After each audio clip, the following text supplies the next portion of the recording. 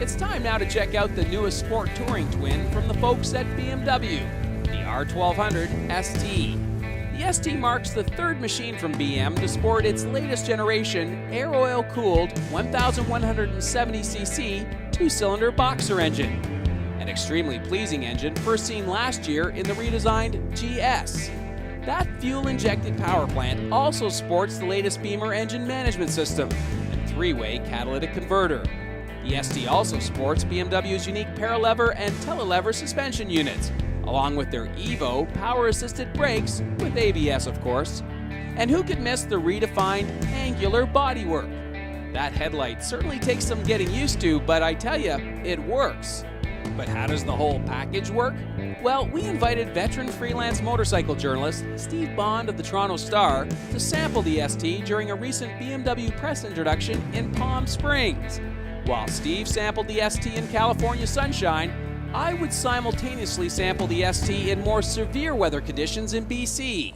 And here's what we both had to say after returning home to Ontario. So Steve, you got to sample this bike down in Palm Springs. It was warm and sunny. What did I get? Vancouver in the rain. But still, it was a great opportunity to ride the bike. But I thought here we are back up in Ontario. Might be a good chance here to chat about this new model from BMW. What was your first impression? First impression was it was a very nice looking motorcycle. The front end is a little bit funky, but it kind of grows on you. Very angular and wedgy. Yeah. Basically, the overall design is really nice and clean. Excellent ergonomics with the bike. The seat's adjustable, the handlebars adjust, which I think is a first for BMW. You can dial it into your own personal preference.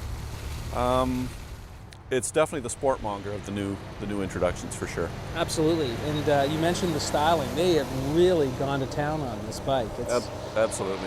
Fit and finish is typical BMW too. I mean, all the seams are just perfect. The paint is just miles deep, and nice little features like the luggage rack. The aluminum luggage rack is right there. It's just a very nice motorcycle. And then everything else is integrated with it. You talk about the luggage rack. You know, the way that rear end has been styled, and if you look very closely at the light gel and everything, it's very nice. Nicely done. It's very good. And here you have the fittings for the hard bags, which are an option. Yep. In case you'd like to take your a change of underwear with you on those long trips. Well, this is definitely sport touring with an emphasis on sport. It's sort of leaning that way. Capital S Sport, but a capital T on the touring too. It'll go cross country, no problem at all. Let's talk about that new motor, same as in the GS. Do you like it? Yeah, from what they tell me, it's the same motor as the GS, same one is used on the RT. It's just been jigged a little bit on the cam timing and fuel injection for increased mid-range. Yeah. What I found on this one was that there's very little flywheel effect, so that it revs very quickly. Yeah, and I agree. if you're getting it through the first 3 gears, you're going to hit the rev limiter really quick. Yeah, very nice, and it shifts too, right? Oh, nice it's smooth shifting. Very slick. It's probably one of the nicest boxer transmissions I've ever tried. Now let's talk about the suspension for a moment, because BMW, they've been doing their own thing in the suspension department. Nobody else has come along to try to follow them. They've been leading with this stuff. What did you think of the suspension? Well, BMW persists with the telelever front end, which, as you said, nobody else does. But every generation they refine it and they tweak it. Yeah. This is the best yet, I found. The steering is still a little bit heavier than what you find on a state-of-the-art telescopic fork, but the damping and the rebound is very good. And on the rear, there's a manual rear preload adjustment here, so you can dial it up for smooth, sporty roads, or if you're carrying a passenger or luggage, and dial it back for around town or the Craters of the Moon road we have here in Ontario. Yeah, lots of adjustment options. Yep. Riding sport, you want to go fast, you also need to stop. Absolutely. What do you think of the brakes?